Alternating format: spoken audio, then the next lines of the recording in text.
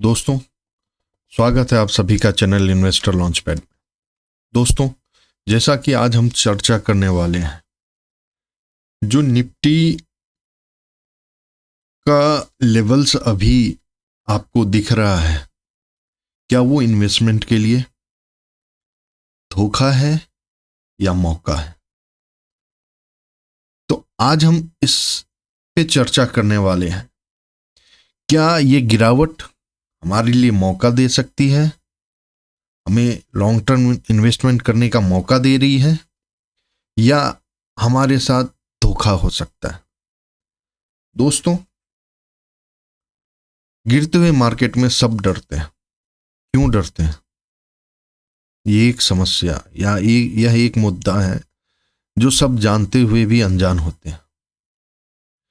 दोस्तों, जब आप इन्वेस्टमेंट करते हैं एज ए इन्वेस्टर, तो आपका 2, 4, 5 महीने का व्यू नहीं होता है। आपका व्यू 2, 4, 5 साल 10 साल का व्यू होता है, और तभी आप एक इन्वेस्टर कहला सकते हैं। इन्वेस्टर होता ही वो है जिसने अगर एक बार किसी भी शेयर को ले लिया, तो वो फिर उसकी गिरावट को ना देखता है, ना उस हर दिन का सिनेरियो उसका नहीं होता। मेरा कंसर्न इस बात को लेके है।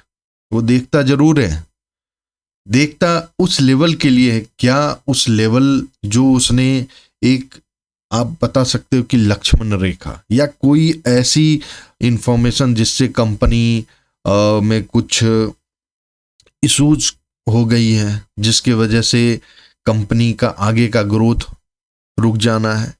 ये एक सडन एक्सीडेंट का सिनेरियो होता है। वो रेयर केस ही होता है। जब आप एक स्टॉक के अंदर अपना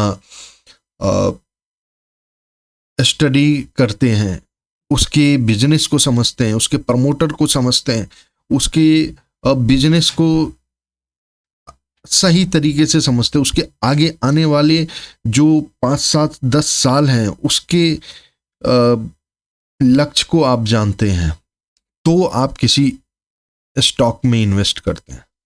स्टॉक में इन्वेस्ट करना ये नहीं होता है कि आपने 5,000 का ये ले लिया, 10,000 का कुछ और ले लिया, 15,000 का कुछ और ले लिया। और वैसे रिटेल इन्वेस्टर करते ही ऐसे हैं। क्या करते हैं? ये करते हैं कि किसी भी बात की बातों में आके 10 स्टॉक किसी और शेयर का ले लिया, 25 स्टॉक किसी और का ले लिया। मोस्टली वो पैनिक स्टॉक के पीछे भागते रहते हैं, और उनको जो भी समझ में आता है हर में 2, 4, 5 हजार लगा के छोड़ देते हैं, और उनका पोर्टफोलियो एक हाथी जैसा हो जाता है, जहां पर उन्हें खुद नहीं पता होता है कि उन्होंने कितने स्टॉक्स लिए हैं और उसको वो मैनेज कैसे कर पाएंगे। मुद्दा यही है, वो ना कमा पाते हैं, उल्टा गवाते हैं। तो करना क्या चाहिए? दोस्तों, जहां तक मेरा अपना पर्सनल एक्सपीरियंस रहा है, कोई भी इन्वेस्टर, हमारे आपके जैसे, मैं बड़े इन्वेस्टर की बात नहीं कर रहा हूं, मैक्सिमम पोर्टफोलियो 10 से 20 स्टॉक्स का होना चाहिए एज ए लॉन्ग टर्म। मैं यहां केवल बात लॉन्ग टर्म की कर रहा हूं। तो उस लॉन्ग टर्म में क्या होता है कि शेयर मार्केट में, स्टॉक मार्केट में 5 से 7 हजार कंपनी लिस्टेड है। क्या 5 से 7 हजार कंपनियां अच्छा बिजनेस कर रही है?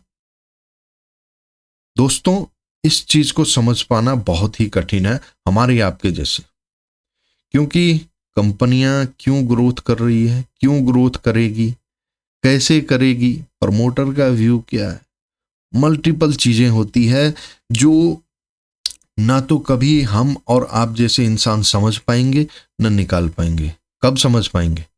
जब आप उतनी स्टडी कर लोगे, उतनी नॉलेज आपके पास होगी, तो ही आप इन चीजों को ध्यान से समझ सकते हो, या आपके समझ में भी आ सकती है। बहुत सारे लोग यूं ही दिखला देते हैं आपको कि ये पी रेशियो है, ये बहुत सारी चीजें हैं, आप सबका निकाल के देखो। और सब बहुत सारी ऐसी वेबसाइट है जहां पर आप जाके ये सारी चीजें देख सकते हो। ये आपको क्या बताता है? ये आपको एक डेटा बताता है कि हाँ अभी ये शेयर किस तरीके से किस सिचुएशन पे है, क्या इसको अभी बाय किया जा सकता है या नहीं किया जा सकता है। और जहां तक मेरा मानना है, इस तरह की इंफॉर्मेशन भी मुश्किल से हमारे आपके जैसे जो इन्वेस्टर हैं 5 से 10% ही होंगे जिनको इतना भी समझ में आता है कि क्या करना चाहिए। लेकिन दरअसल ग्रोथ जिस बात की हम करें, जो एज ए इन्वेस्टर बनना चाहते हैं, वो ग्रोथ क्या आप पता कर पाएंगे? नहीं कर सकते, क्योंकि जो पब्लिक है वो अपने डेली दिनचर्या में इतनी व्यस्त होती है अपने, क्योंकि इन्वेस्टर ऐसा तो नहीं है आपके पास करोड़ों अरबों है, आपने लगा दिया, आपका फुल टाइम है। हम जैसे छोटे इन्वेस्टर करते क्या है, जो भी हमारी सैलरी बनती है मिलती है, उसको हम उसमें से एज ए सिप करते हैं। मान के चलिए हमने 3 महीने कमाया, उसमें से 25,000 30,000 लाख रुपए अपना शेविंग करा और उसके बाद उसको हमने किसी एक स्टॉक्स में डाल दिया, या हम शिप करते हैं। फॉर एग्जांपल हर महीने हमने कुछ ना कुछ पर्टिकुलर स्टॉक में अपना स्टेक ऐड करते रहते हैं। तो हमें इस तरीके से करना भी किसमें चाहिए? तो हमारे पास जो मैंने आपको बोला 10 से 20 स्टॉक ही ऐसा होना चाहिए जिसमें कि आपको ग्रोथ दिखे आगे 10 साल में। वो कंपनी जो आप सोच रहे हो उससे भी कुछ ज्यादा हटके करें। ये एनालिसिस होती है, ये स्टॉक स्टडी होती है जहां तक रिटेल इन्वेस्टर पहुंच ही नहीं पाते हैं। तो रिटेल इन्वेस्टर करे क्या? तो इसके लिए बहुत सारी चीजें हैं जो फंडामेंटली, मतलब कुछ कुछ ऐसी चीजें हैं जिसको कि आप क्लोजली वॉच कर सकते हो और मौका मिलने के ऊपर आप उस चीज को कैच कर सकते हो। तो दोस्तों, ये मौका हमेशा मिलता नहीं है, और वो मौका हो सकता है आज इस महीने आपको मिल रहा है, हो सकता है अगले महीने भी मिले या ना मिले। तो दोस्तों, इन्वेस्टमेंट करने का जो सिनेरियो है एक टफ सिनेरियो होता है। ऐसा नहीं है कि हर कोई इन्वेस्टर बन जाएगा, हर कोई बोलता है कि खरीद लो खरीद लो, बेच लो बेच लो। मेरी यहाँ रिकमेंडेशन कुछ नहीं है, ये मैं आपको एजुकेशनल पर्पस के लिए बनाया है। मेरा वीडियो ये एजुकेशनल पर्पस के लिए बनाया जा रहा है, ना तो मैं इसमें आपको बाय और सेल करने की रिकमेंडेशन तो बिल्कुल भी नहीं है। मैं आपको ये समझा रहा हूं कि अभी का सिचुएशन किस तरीके से है, हम किस तरीके से इसको यूज कर सकते हैं। ये आपको एक स्टडी देगा कि आगे आने वाला सिनेरियो कैसा हो सकता है, आप किस तरीके से चीजें को देख सकते हैं, समझ सकते हैं, कर सकते हैं। पिछले टाइम में क्या हुआ था, अब क्या हो सकता है। तो ये सारी एक स्टडी है जो कि हम निफ्टी बैंक निफ्टी के ऊपर करने वाले हैं। तो दोस्तों, जैसे कि मैंने पिछले वीडियो में डेली बेसिस के ऊपर आपको चीजें बताई थी, अब देखिए मार्केट एक तरीके से एक तरफा गिरा है। अब ये लेवल क्या इन्वेस्टमेंट के लिए हो सकता है? तो अगर आप क्लोजली वॉच करेंगे, मैं यहां वीकली कैंडल लिया हूं निफ्टी के ऊपर। तो निफ्टी का अगर पी भी आप देखेंगे, लमसम अब ऐसे लेवल पे आ चुका है जहां पर कि हर किसी को अब रीजनेबल वैल्यू लगता है। वो क्यों? क्योंकि अब आप टॉप से देखेंगे तो निफ्टी का लेवल्स कहां आ चुका है। जो मैंने डेली का लेवल्स दिया था, लमसम उसी के बीच में ट्रेड कर रहा है ये। तो दोस्तों, वैसे भी ये जोन जो आपका दिख रहा है एक अच्छा सपोर्ट का जोन है।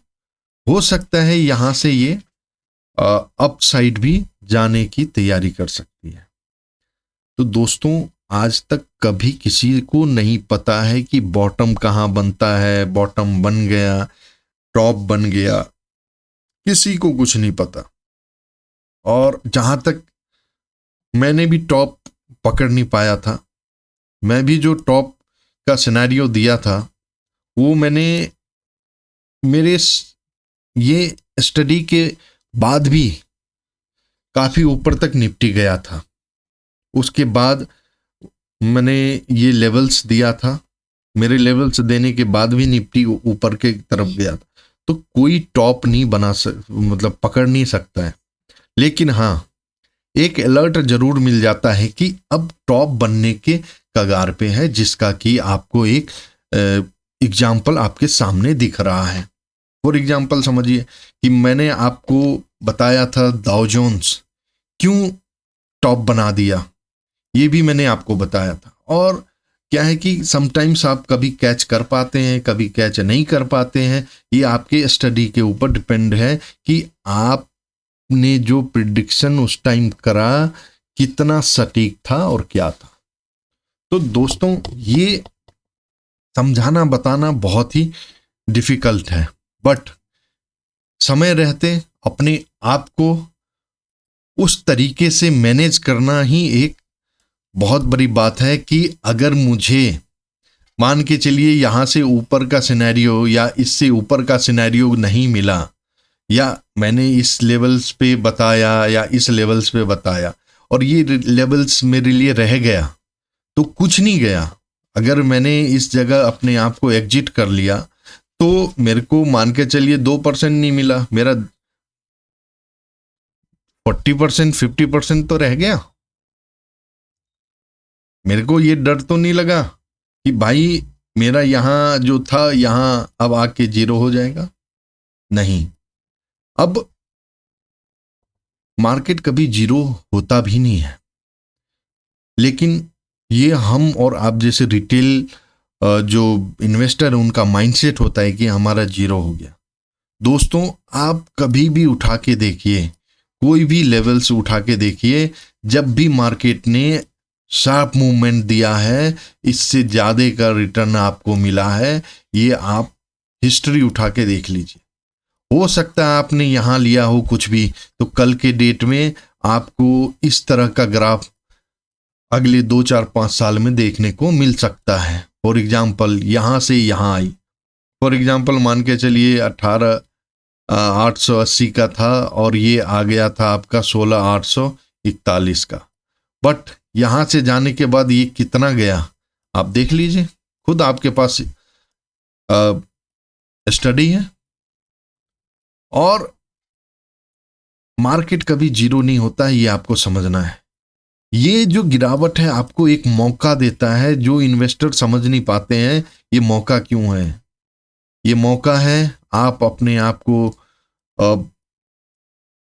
यहां से और भी स्ट्रॉन्ग बन सकते हैं कि आपने जो प्राइस पे लिया वो एवरेज आपका होके उस बाइंग लेवल से भी नीचे का आ जाएगा। और उसके बाद जब आपको एक अच्छा खासा रैली मिलता है तो आप उसके बाद 4 साल के बाद 3 साल के बाद जब अपने पोर्टफोलियो को देखेंगे तो लगेगा कि आपने गलती नहीं करी इस टाइम एवरेज करके या आपने इन्वेस्ट करके। तो दोस्तों, स्टडी खुद के हाथ में हो और चार्ट को देख के ये पता चल जाता है कि मान के चलिए निफ्टी अगर इस लेवल पे है तो हमें क्या करना है।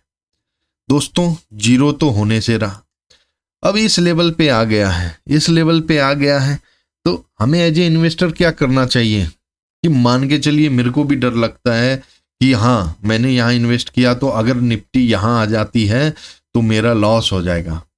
तो इस सिनेरियो में कितना लॉस होगा, क्योंकि अभी मोस्टली जितने भी स्टॉक्स हैं हमारे सब 200 जो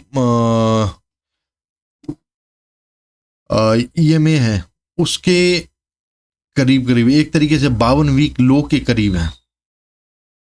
52 वीक के करीब का मतलब कि एक अच्छा अपॉर्चुनिटी है जहां कि हम चीजों को अब देखना स्टार्ट करें। अगर मेरे पास 100 रुपए हैं तो मैं 40 रुपए का सीन कर सकता हूं मेरे, क्योंकि वो 40 हो सकता है कल के डेट में यहां मेरे को 80 बन जाए। क्योंकि निफ्टी बैंक निफ्टी ऐसा तो है नहीं कि अब आपको ऊपर की तरफ अब जाना बंद कर देगा। ये करेक्शन है, जो करेक्शन हो सकता है मेरे हिसाब से 80% करेक्शन ओवर है, 20% बचा हुआ है, तो वो हो सकता है इस लेवल तक आए और हो सकता है ना भी आए। तो हम जो ट्रेन का वेट कर रहे हैं कि अब इस स्टेशन पे आएगी, हम वेट क्यों कर रहे हैं जबकि कोई बॉटम बता नहीं सकता। तो हमें तो ये करना है कि हमें चढ़ जाना है। अब वो ट्रेन कब हमें अपने स्टेशन तक पहुंचाएगी उसके ऊपर डिपेंड है, लेकिन डिपेंड ये भी है कि जब हमें स्टेशन पे पहुंचाएगी तो हमारे चेहरे पे मुस्कान होगी, क्योंकि हम जिस लेवल पे हैं उस लेवल को या उस लेवल से लिया हुआ चीजें कभी अब हमें नुकसान में नहीं देगा। हो सकता है इस साल आपको देखना पड़े और भी 10% 15%, बट आगे आने वाले समय में आपके पास एक लंबा सिनेरियो है, यहाँ से यहाँ तक का एटलीस्ट है, और इसके ऊपर भी अगर जाती है तो आप समझ सकते हैं कि आप किस तरीके से अपने पोर्टफोलियो को देखकर खुश हो सकते हैं। दोस्तों, ये वो समय है जब आप कभी मर्सिडीज लेने जाते हैं तो आप कहते हैं यार मर्सिडीज के लिए मेरे पास पैसे नहीं है, मैं नहीं ले पाऊंगा। बट अभी का सिनेरियो ये है कि मर्सिडीज भी आपको मारुति 800 के रेट पे मिल रहा है, क्योंकि आगे आने वाले 4 साल में ये सारे मर्सिडीज ही बनेंगे। तो अगर आपने मारुति 800 ले लिया तो 4 साल बाद आप मर्सिडीज भी ले लेंगे। जहाँ तक मुझे लगता है, मैं ये एग्जाम्पल दे रहा हूँ आपको समझाने के लिए, इसको रियल अपने लाइफ में अप्लाई ना करें। ये एक एग्जाम्पल है आपको समझाने के लिए। ये हमारा जो वीडियो है आपके एजुकेशन के पर्पस के लिए है। इसको रियल टाइम पे रियल समझ के इसमें ना तो ट्रेड करें ना इन्वेस्ट करें। जब भी इन्वेस्ट करते हैं अपने फाइनेंशियल एडवाइजर से सलाह लेके ही करें। हमारे यहाँ ना तो कोई सलाह है, ना ही हम आपको कोई बाय सेल की रिकमेंडेशन दे रहे। हम आपको समझा रहे हैं कि अगर कल बीते हुए कल में जब भी मार्केट गिरा है तो मार्केट गिरने के बाद एक अच्छा रैली भी आया है। आप देख सकते हैं कोविड में इस लेवल पे था। अब यहां से जब कोविड से ऊपर गया है तो ये सीधे 7 से 19 पे गया, फिर 19 के बाद 15 पे आया, 15 से 19 के लेवल पे गया, फिर ये 17 के लेवल पे आया, 17 से 20 आया, 20 के बाद आप एक तरफा 26 देख रहे। तो किसी भी गिरावट को आप देखें वो ज्यादा दिन तक रही नहीं है। मैं आपको ये समझाना चाह रहा हूं, ये मौका या धोखा ये आपको डिसाइड करना है कि आप इसको किस तरीके से लेते हैं। ये आप किस तरीके से इसमें आप चीजों को समझ सकते हैं, पिछले बीते हुए सालों से सीख सकते हैं। दोस्तों, सबसे बड़ी बात है कि जब आप इन्वेस्ट करते हो लॉन्ग टर्म के लिए तो आपका व्यू 3 से 4 साल का होता है, और 3 से 4 साल आपको एक अच्छी मूवमेंट दे के जाती है। आज के डेट में सारे ब्लू चिप स्टॉक अपने 52 वीक लो के करीब हैं। दोस्तों, इतिहास गवाह है कि 2008-9 के क्रैश में जिन लोगों ने निवेश किया उन्होंने 2021-22 में जबरदस्त उनको चीजें देखने को मिला। जो 2020 के कोविड के दौरान जो इन्वेस्टर लॉन्ग टर्म्स के लिए टिके रहे हैं, तो आज आपको बताने की जरूरत नहीं है कि वो क्या महसूस करते हैं। आज कितनी भी मार्केट गिर जाए उनके लिए कोई फर्क ही नहीं पड़ता कि मार्केट गिरी है। उनके लिए ये है मार्केट गिरे मैं और इन्वेस्ट करूंगा। वो उस तरीके से उस चीज को देखते हैं। तो हमारे जैसे आपके जैसे जो इन्वेस्टर है वो क्या कर सकते हैं दोस्तों? ये टाइम मेरे अकॉर्डिंग ये हो सकता है, मेरा पर्सनल व्यू है कि हम इसमें या तो अगर शिप कर सकते हैं। जैसे फॉर एग्जांपल हमारे पास महीने के 4,000 ही बचते हैं, तो 4,000 बचते हैं तो हम जो हमारे ब्लू चिप स्टॉक्स हैं उसमें हम मंथली शिप करना स्टार्ट कर दिया। लेकिन शिप करते हुए आपको एक चीज ध्यान रखना पड़ेगा कि आप किस तरीके से शिप कर रहे हैं। एक तो म्यूचुअल फंड होता है, दूसरा आप अपने स्टॉक्स को खुद ही सेलेक्ट करके और उसके ऊपर शिप करते जाते हैं। तो दोस्तों ये सारी चीजें आपको काफी स्टडी के बाद ही करना पड़ेगा, क्योंकि आपका खुद का डिसीजन ही, या आपके पास अगर आपके फाइनेंशियल एडवाइजर हैं तो उनसे लेके करें। क्योंकि किसी भी स्टॉक्स में शिप करना या किसी भी म्यूचुअल फंड में इन्वेस्ट करना ये समझदारी नहीं होती है। तो याद रखें, जब भी इन्वेस्टमेंट करें सोच समझ कर करें। दूसरा कि जब भी आप इन्वेस्टमेंट करते हैं तो उसको डाइवर्सिफिकेशन उसमें करें।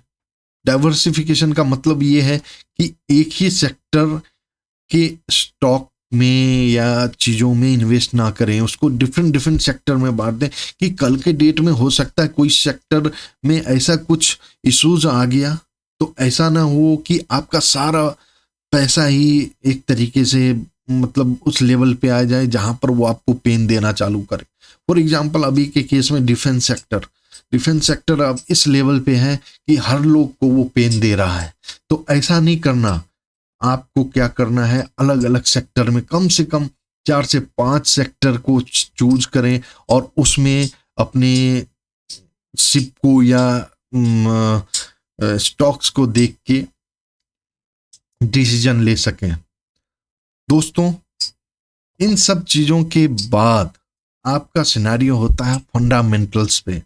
फंडामेंटल्स क्या है उस स्टॉक की, उसकी बैलेंस शीट क्या है, उसकी प्रॉफिट क्या है, उसका आने वाला ग्रोथ क्या है, उसका पी रेशियो क्या है। बहुत सारी चीजें मेजर करती है फंडामेंटल्स को देखने के लिए। तो इसके ऊपर आपको खुद स्टडी करना पड़ेगा, समझना पड़ेगा कि क्या ये लेवल्स, क्या ये स्टॉक हमारे पोर्टफोलियो में जगह बनाने के लायक है भी या नहीं है। तो ये चीजें, इन चीजों को ध्यान रखना पड़ेगा।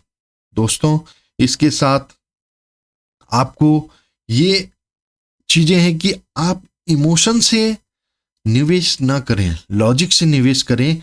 लॉजिक का मतलब इसका क्या फ्यूचर है, आगे आने वाले में ये क्या कर सकता है और किस तरीके से आप इसके बिजनेस को देखते हैं।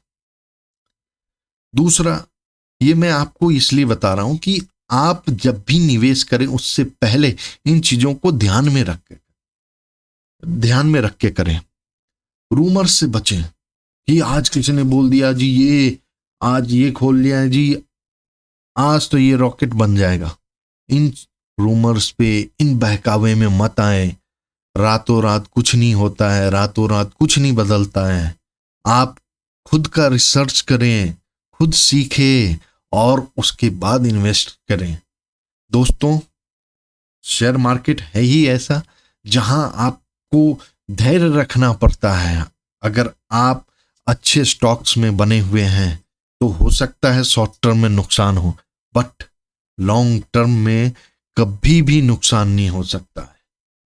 और अगर आप इन्वेस्टर हैं तो डेली बेसिस पे आप चार्ट नहीं देख सकते, डेली बेसिस पे न्यूज नहीं देख सकते, तो कम से कम एक चीज को ध्यान में रख के चलिए कि एफआईज डीआईज की एक्टिविटी, कि वो क्या कर रहे हैं, मार्केट में क्या होने वाला है, वो किस तरीके से मार्केट को देख रहे हैं, इन चीजों का आप ट्रैक करते रहें।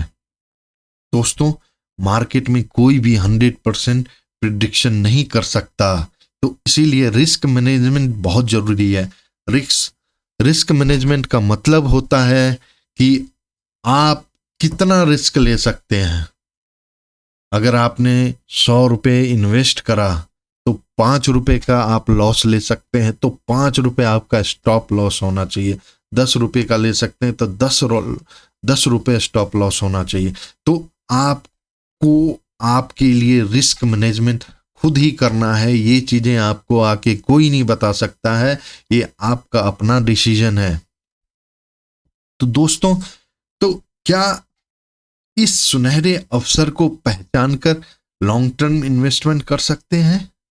तो दोस्तों, ये अब मार्केट में जो भी चीजें आपको दिख रही है उससे आप खुद ही अब डिसीजन ले सकते हैं कि हाँ, क्या अब हम एक